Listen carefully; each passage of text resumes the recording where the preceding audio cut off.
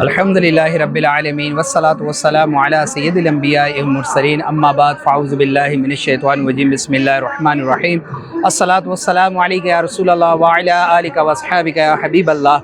پشاور میلاد کے ناظرین، آج ہماری خوش نصیبی ہے کہ آج ہم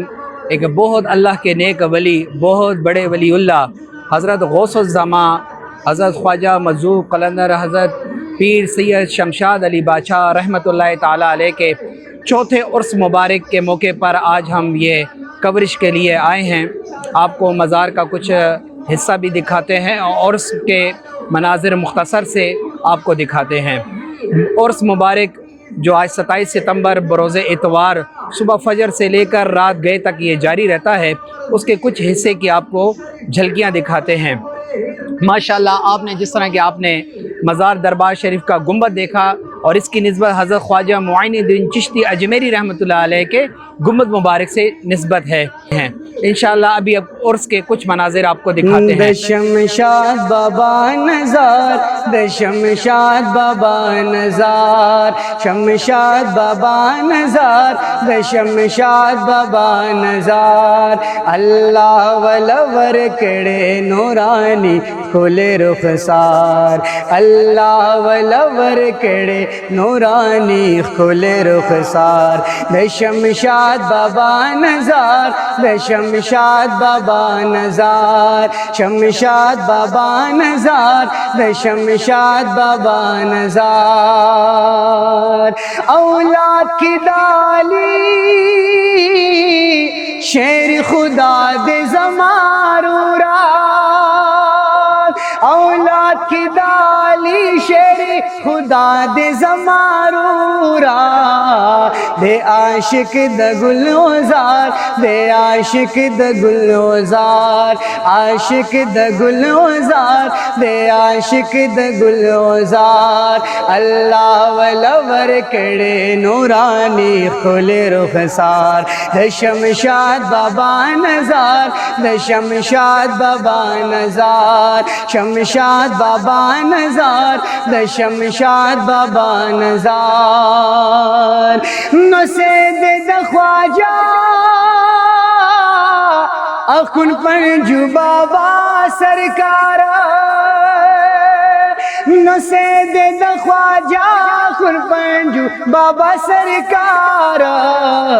دا ہر چاند دزڑا کرار، دا ہر چاند دزڑا کرار، ہر چاند دزڑا کرار، دا ہر چاند دزڑا کرار، اللہ ولور کڑے نورانی کھلے رخسار، شمشاد بابا نظار، دا شمشاد بابا نظار، شمشاد بابا نظار، دا شمشاد بابا نظار،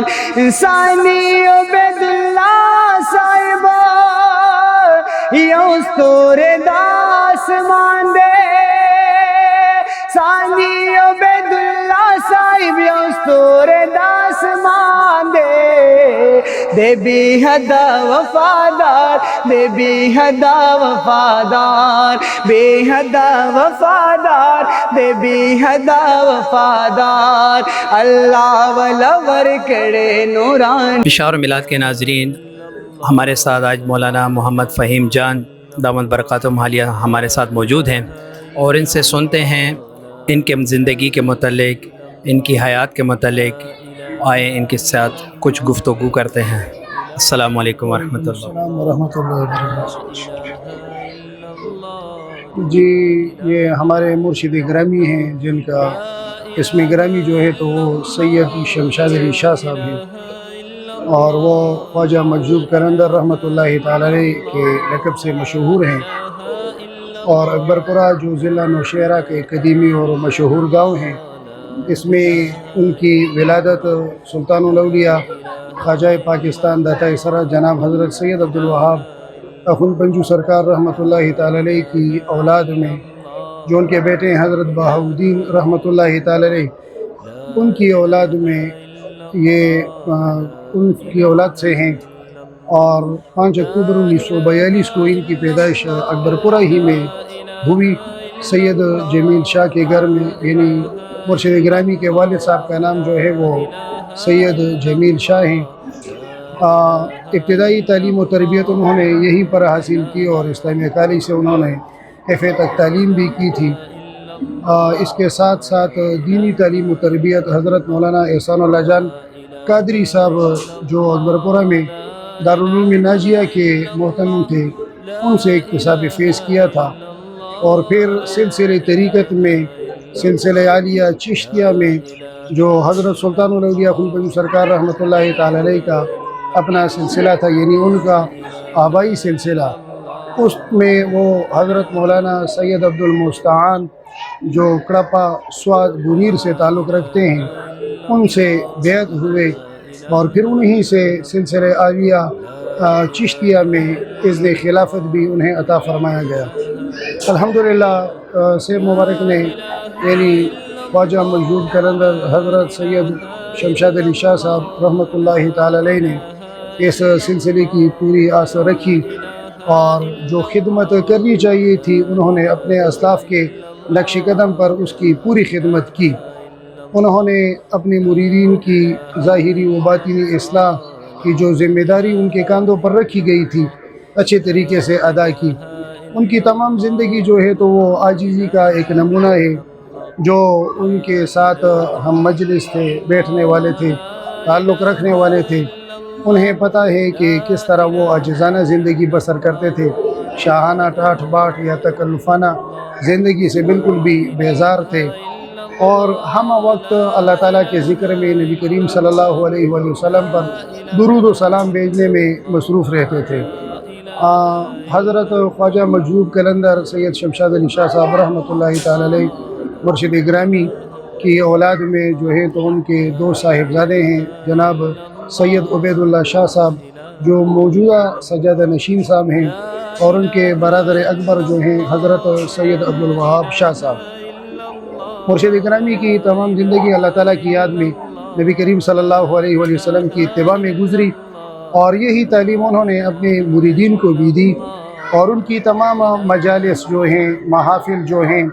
تو وہ شرعی رنگ میں رنگی ہوئی اسی وجہ سے ہیں کہ وہ اتباع رسول میں انتہائی اکمل درجے پر فائز تھے، یعنی کسی بھی وقت وہ سنت رسول کو چھوڑنے والے نہ تھے۔ 5 وقتہ نماز اور اس کے ساتھ نوافل اور اوراد اور وظائف، اور اسی طرح رمضان مبارک کے مہینے میں اعتکاف،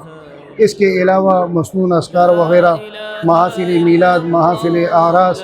اور اولیاء کرام کے دربارات کی سلامی جو تھی تو ان کے معمولات میں سے تھی۔ ان کی زندگی جو ہے تو وہ خود ایک کامل اور مکمل کرامت تھی، کیونکہ ان کی جو سب سے بڑی کرامت ہے تو وہ ان کی استقامت تھی کہ اگر کوئی ان کے پاس ایک دن بیٹھا ہو اور جو معمولات اس نے ملاحظہ کیے تھے، تو اگر 10 سال بعد بھی کوئی ان کی مجلس میں آتا، ان کے پاس بیٹھتا، تو اسے پتہ چلتا کہ 10 سال قبل جو ان کے معمولات تھے عبادت اور معاملات وغیرہ میں، تو انہی معمولات پر وہ 10 سال بعد بھی اسی طرح کاربند تھے جس طرح کے 10 سال قبل ہوں۔ تو یہ خود ایک ان کی کرامت تھی کہ ان میں استقامت اعلیٰ درجے کی پائی جاتی تھی۔ اس کے علاوہ ان کی سینکڑوں کرامات جو ہیں تو وہ مشہور ہیں، اور انشاءاللہ عنقریب ان کی سوانح حیات پر ایک کتاب چھپ کر آ رہی ہے مفصل، جس میں ان کے سوانح حیات اور ان کی کرامات، اور اس کے علاوہ ان کے سلاسل اور اوراد اور وظائف اس میں چھپ رہے ہیں۔ انشاءاللہ قارئین کی خدمت میں عنقریب وہ پیش ہوگی۔ اس میں سے ایک اہم کرامت جو میں آپ کے سامنے بیان کروں تو وہ یہ ہے کہ حضرت مرشد گرامی رحمۃ اللہ تعالی علیہ کے ایک مرید تھے کہ جو نشے کے عادی تھے، وہ نشہ کرتے تھے اور نشے میں وہ چرس استعمال کرتے تھے۔ تو سیب مبارک نے انہیں منع بھی کیا اور روحانی طور سے بھی انہیں سرزنش کی، مگر باز نہ آنے پر سیب مبارک کی کرامت تھی کہ وہ جو چرس رکھتا تھا تو اس سے مٹی بن جاتی تھی۔ اسے شک ہوا کہ میری گھر والی جو اس نشے سے بھی نفرت کرتی ہے، ہو سکتا ہے کہ وہ میری چرس وغیرہ اٹھاتی ہو اور اس کی جگہ مٹی رکھتی ہو۔ پھر اس نے اپنی الماری میں اسے بند کرنا شروع کیا، مگر جب الماری کھول لیتا تو دیکھتا کہ اس سے بھی مٹی بن چکی ہوتی۔ بالآخر وہ سیب مبارک کی خدمت میں حاضر ہوئے اور سیب مبارک نے انہیں سرزنش کی کہ تم خواب میں سیب مبارک ان کے آئے اور کہا کہ تم اب بھی مٹی پیتے رہو گے. تب اسے تسلی اور تشفی حاصل ہوئی اور صبح اٹھ کر اس نے توبہ کی اور سیب مبارک کی خدمت میں حاضری دی. اس طرح مریدین کی اصلاح میں بہت ساری کرامات ان کی مشہور ہیں. ایک مختصر سی کرامت یہ ہے کہ ہمارے ایک ساتھی تھے کہ جو داڑھی حد شرع سے کم رکھتے تھے. تو ایک دن سیب مبارک نے خواب میں انہیں داڑھی سے پکڑا اور کہا کہ تم اپنی داڑھی کو حد شرع سے کیوں کم کر رہے ہو، اسے مت کاٹو. تو صبح اٹھ کر اس نے توبہ کیا اور داڑھی کو سنت کے مطابق رکھنے کا پکا عہد کیا اور وعدہ کیا کہ آج کے بعد حد شرع سے اپنی داڑھی کو کم نہیں کروں گا. تو سیب مبارک کی پوری زندگی جو ہے تو وہ کرامات سے بری ہے، اور الحمدللہ ان کے وصال کے بعد بھی ان کے مزار اقدس پر جو میلہ جاری اور ساری ہے وہ اسی وجہ سے کہ انہوں نے تمام زندگی اللہ تعالیٰ کی یاد میں گزاری، اور اب اللہ تعالیٰ کے وعدے کے مطابق لوگوں کی زبانوں پر اسے یاد کیا جا رہا ہے. کہ نبی کریم صلی اللہ علیہ وآلہ وسلم کا فرمان علی شان ہے کہ اللہ تعالیٰ جب کسی بندے سے محبت شروع کر دیتا ہے تو آسمانوں میں منادی کی جاتی ہے جبریل علیہ السلام کے ذریعے کہ اللہ تعالیٰ فرماتا ہے میں فلاں سے محبت رکھتا ہوں، اے جبریل تم بھی اس سے محبت رکھو. پھر جبریل تمام آسمانوں میں یہ منادی کر دیتا ہے، اور پھر جو فرشتے زمین پر اترتے ہیں تو زمین میں بھی اس شخص کے لیے قبولیت رکھ دی جاتی ہے. حضرت سیب مبارک خواجہ سید شمشاد علی شاہ مجذوب قلندر رحمۃ اللہ تعالی علیہ کی ولایت اور بزرگی اور ان کی کرامت یہی ہے کہ آج لوگوں کی زبانوں پر ان کا ذکر خیر جاری و ساری ہے. اللہ تعالی ہم سب کو ان کی محبت میں زندہ رہنے، ان کی محبت میں موت عطا فرمائے، اور بروز حشر اللہ تعالی ہم سب کو ان کے خادمین اور غلاموں میں اٹھائے. وآخر دعوانا الحمدللہ. فرمائے آمین. الحمدللہ رب العالمین والعاقبۃ للمتقین والصلاة والسلام علی اشرف الانبیاء والمرسلین سیدنا و مولانا محمد وعلی آلہ وصحبہ اجمعین. یا اللہ تبارک و تعالی جس کامل ولی کے مزار اقدس میں ہم سب کھڑے ہیں ان کے دربار پر ہم نے حاضری دی، ہماری اس حاضری کو اپنی بارگاہ میں قبول فرما. آمین. جو عرس پاک کی تقریب میں ختم شریف ہوئے، قال اللہ قال رسول بیان ہوئے، نعت خوانی ہوئی، یا اللہ اس کے ثواب کامل مکمل حضرت سیب مبارک کو پہنچائیں، ان کی روح کو تسکین پہنچائیں اور انہیں جنت الفردوس میں اعلیٰ مقامات عطا فرمائیں. ہم سب کو ان کے وسیلہ جلیلہ سے ہم سب کو بخشش عطا فرمائیں، ہم سب کے گناہوں پر عفو کی قلم فرمائیں، اور ہم سب کی یہ حاضری اپنی بارگاہ میں بدرجہ اتم قبول فرمائیں. جو ساتھی بھی جو مقاصد اپنے دلوں میں یہاں پر لائے ہیں سب کے مقاصد یا اللہ حل فرمائیں اور سب کی مشکلات کو حل فرمائیں. ہماری دعاؤں کو ان کے وسیلہ اقدس پر اپنی دربار میں قبول فرمائیں. صلی اللہ تعالی علی خیر خلقہ سیدنا مولانا محمد وصحبہ اجمعین. پشاور میلاد کے ناظرین، امید ہے آج کے ہمارا یہ عرس کا ایونٹ آپ کو بہت پسند آیا ہوگا. ہماری ویڈیو کو لائک کریں اور اپنے دوستوں کے ساتھ شیئر بھی کریں، اور ہمارا چینل سبسکرائب بھی کریں اور بیل آئیکن کو بھی پریس کریں. اللہ تعالی ہم سب کا حامی و ناصر ہو. السلام علیکم ورحمۃ اللہ وبرکاتہ.